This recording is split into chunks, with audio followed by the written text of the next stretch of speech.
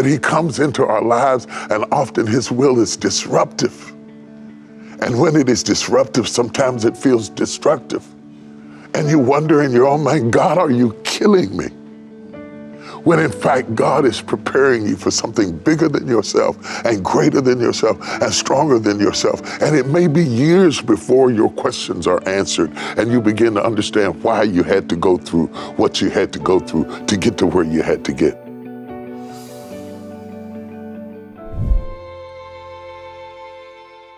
I have come to realize that in life there are seeds and there are weeds.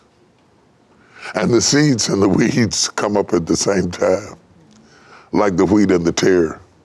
That you can have good moments and bad moments simultaneously to the point that you don't really know how to enjoy the good moments because you feel the bad. And I don't know what it is about the human experience, but our attention seems to be distracted by the pain we go through to the point that we ignore the powerful blessings of God in our life.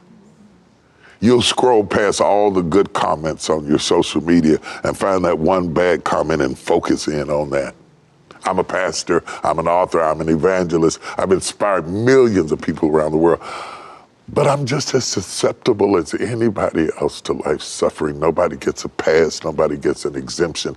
I've discovered that my authentic experience requires that I have more than theology and more than commentary and more than rhetoric and more than analogies and more than artistry, that it has to come from a deeper place, that it has to come from a bleeding place.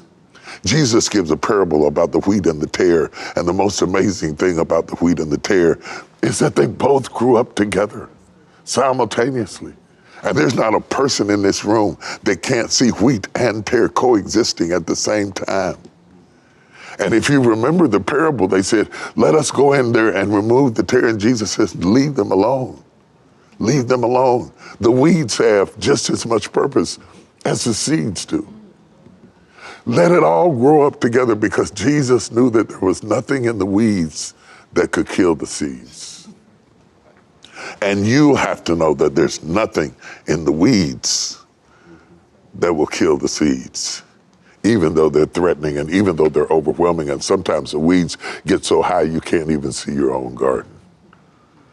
You must understand that joy coexists with suffering, that is what the anointing is made out of, that it's made out of crushing and myrrh and bitterness and sweetness and calamus all mixed together. That if you took away the suffering, you wouldn't be anointed. You have to understand that God knows what he's doing. Joseph told his brothers about his dream. You intended to harm me, but God intended for my good. He allowed you to betray me for my good. I am stronger because of your weakness. I am stronger because of your wickedness. I am stronger because of your strife. You taught me that I didn't need you to be able to stand. You taught me that you can't vote on my favor. You taught me that my glory is not in my coat of many colors. And so I thank you for hurting me. And I thank you for crushing me. And I thank you for crushing my heart because you know what? I am broken in all the right places. All the right places, like a key that unlocks a door. I'm broken just right to unlock my next dimension of grace. And you can only have that kind of faith, that kind of knowing, that kind of reality when you agree with the Apostle Paul in Romans 8:28 when he says that all things, not just the good things, but all things work together for the good of them that love the Lord, who are the called according to his purpose. It's working for your good when it doesn't feel good. It's working for your good when tears are running down your face. It's working for your good when you're up at 3 o'clock in the morning. You have to believe that it's working for your good. You have to understand that a bread maker always kneads the dough. And kneading it is what makes it rise. Pressing it down is what makes it goes up. Putting it up under pressure is the reality that proves that I am called according to his purpose and not my comfort. I am called according to his purpose and not your opinion. I am called according to his purpose and not my convenience. That God didn't come in my life to secure my convenience. That he comes into our lives, and often his will is disruptive. And when it is disruptive, sometimes it feels destructive. And you wonder in your own mind, God, are you killing me?